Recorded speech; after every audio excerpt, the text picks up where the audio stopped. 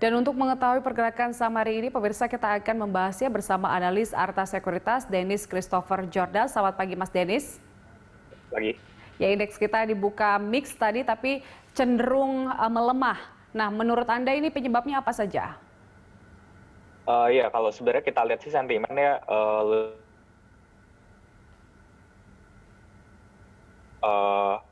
yang perlu kita perhatikan adalah data deflasi ya yang kemarin baru saja dirilis. Secara bulanan kita mengalami deflasi minus 0,05%, kemudian inflasi secara tahunannya saat ini masih di angka 1,42%. Itu dari dalam negeri.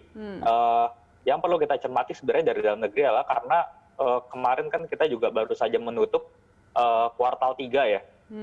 Yang jadi masalah di sini adalah Menteri Keuangan kita Ibu Sri Mulyani kemarin juga sudah meyakini bahwa kita akan mengalami resesi di kuartal 3 ini ya.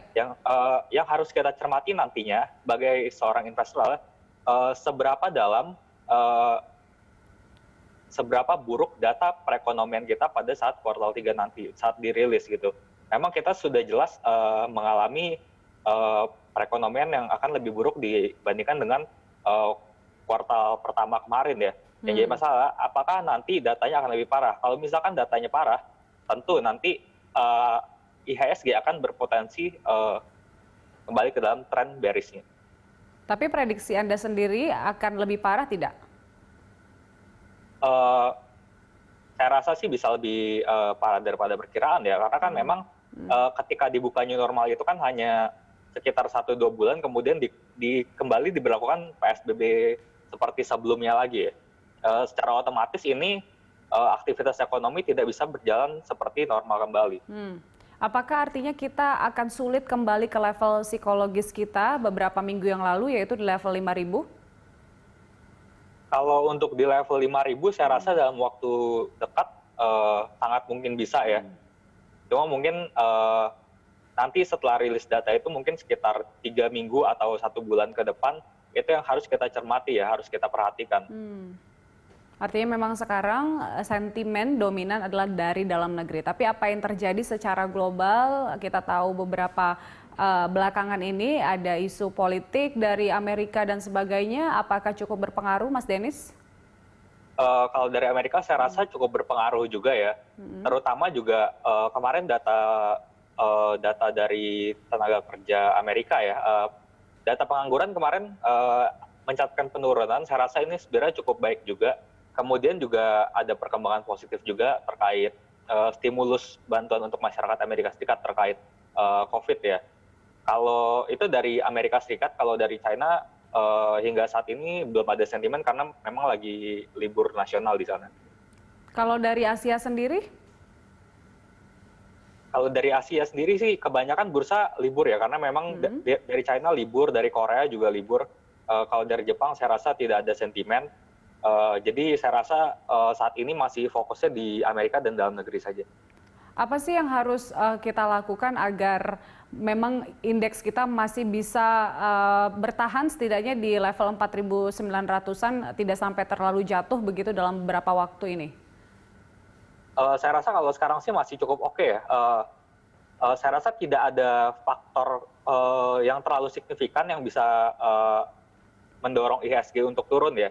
Cuma memang di luar yang tadi saya bilang, kita harus perhatikan juga data-data terkait kasus COVID ya. Kasus COVID ini sebenarnya cukup mengkhawatirkan. Kenapa? Karena sudah sekitar 2 minggu terakhir ini sudah menembus angka sekitar 4.000 kasus harian ya. Semakin banyak kasus harian juga kan nanti kan PSBB kita mungkin akan terus diperpanjang terus ya. Otomatis juga nantinya tidak akan bisa mendorong pemulihan ekonomi. Jadi saya rasa ini menjadi salah satu faktor yang penting juga untuk diperhatikan oleh investor.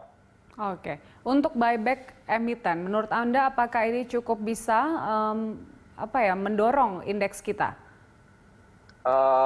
Kalau buyback saya rasa tidak terlalu signifikan ya, kecuali memang yang buyback itu adalah perusahaan-perusahaan dengan kapitalisasi yang besar ya. Kalau kapitalisasi yang kecil saya rasa tidak terlalu berpengaruh. Apakah termasuk perbankan?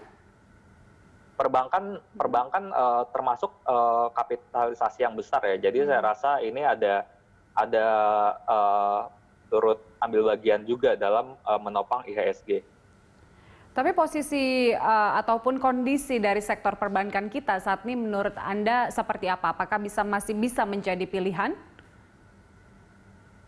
Untuk jangka pendek saya rasa masih sangat baik ya perbankan ya, terutama untuk saham-saham seperti BBRI, kemudian Bank BMRI dan BBNI ini dalam jangka pendek saya rasa masih ada potensi untuk mengalami penguatan. Oke, di masa pandemi ini kita tahu sektor konsumsi ini juga masih sangat bagus prospeknya. Menurut Anda Ya. apakah masih bisa menjadi pilihan?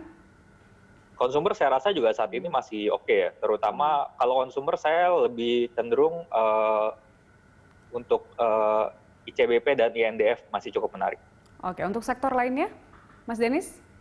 Sektor lain mungkin yang bisa diperhatikan seperti telekomunikasi, kemudian juga otomotif ya. Otomotif ini mendapat sentimen kemarin karena Bank Indonesia akan memberlakukan DP 0 ya untuk beberapa jenis kendaraan otomotif.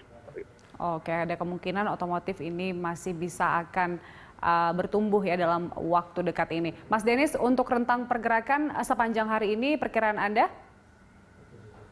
Untuk sepanjang hari ini saya rasa masih ada potensi untuk mengalami penguatan ya, meskipun tadi opening juga kan mengalami penurunan, saya rasa sih masih bisa menguat secara teknikal, masih cukup bagus juga. Ada formasi, kalau kita lihat ada formasi double bottom, itu secara teknikal ada potensi indikasi reversal menjadi bullish ya, artinya dalam jangka waktu pendek kita akan mengalami uptrend mungkin sekitar 1 minggu ke depan.